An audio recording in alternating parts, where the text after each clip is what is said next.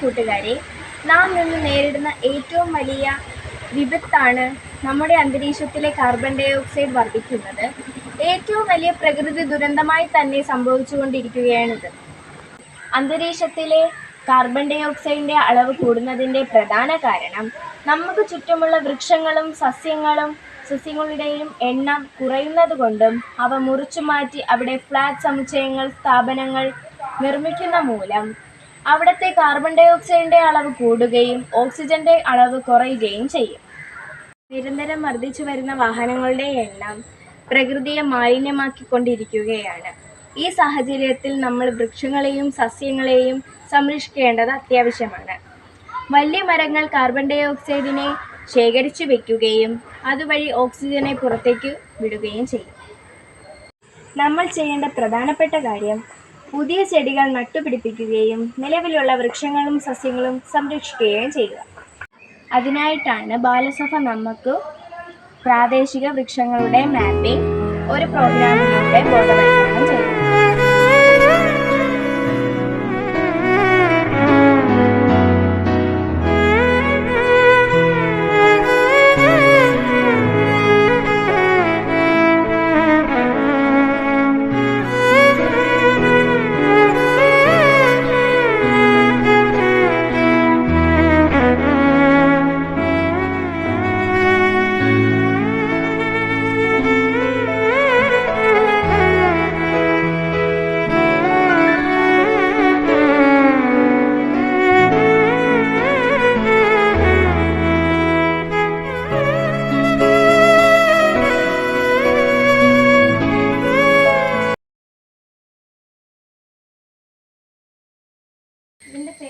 Mahogany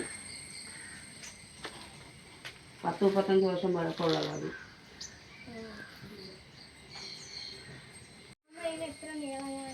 ഒരു 10-55 അടി നീളം വരും.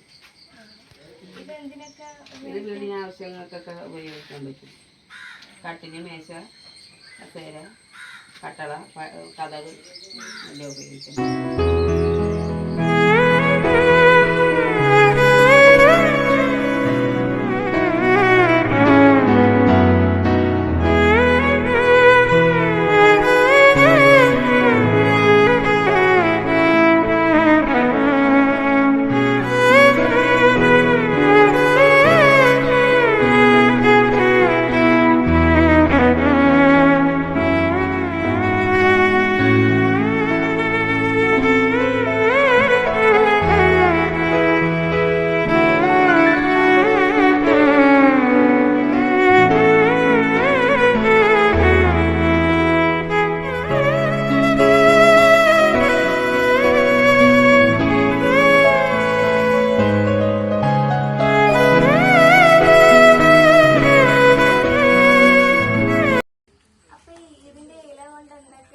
ഇതിൻ്റെ ഇല കൊണ്ട് ഉപയോഗിക്കാമെന്ന് പറഞ്ഞാൽ നമുക്ക് ആദ്യമായിട്ട് പറയുകയാണെങ്കിൽ അത് വെച്ച് കഞ്ഞി കുടിക്കാം.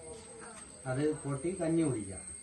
രണ്ടാമത് ഇതിന് വൃക്ഷങ്ങളുടെ ചുവട്ടിൽ ഇത് അടന്നു വീഴുന്ന സമയത്ത് വാരിയിട്ട് അതിന് വളമാകും, ജൈവവളമാകും. മൂന്നാമത്തെ കാര്യം എന്ന് പറഞ്ഞാൽ പശു, ആട് ഇതിനെല്ലാം ആഹാരമായിട്ട് കഴിക്കാം. പിന്നെ ഉണക്കി തീയരിക്കാം, അതിൻ്റെ ചാമ്പലെടുക്കാം. ഇതാണ് പുളി. ഇതിൻ്റെ ഗുണമെന്ന് പറഞ്ഞു കഴിഞ്ഞാൽ നമ്മൾ കറിക്ക് ഉപയോഗിക്കും. പിന്നെ ഇതിൻ്റെ ഇല ഈ വാദത്തിനൊക്കെ ഇതിൻ്റെ ഇല ഇട്ട് തിളപ്പിച്ച് കുളിക്കുന്നതൊക്കെ നല്ലതാണ്. പിന്നെ ഇത് വളർന്നു കഴിഞ്ഞാൽ, കൂടുതൽ വളർന്നു കഴിഞ്ഞാൽ ഇത് വെട്ടി ഇറച്ചി വെക്കാനൊക്കെ ഉപയോഗിക്കും. നല്ല കട്ടിയുള്ള മരമാണ്, കട്ടിയുള്ള കറി.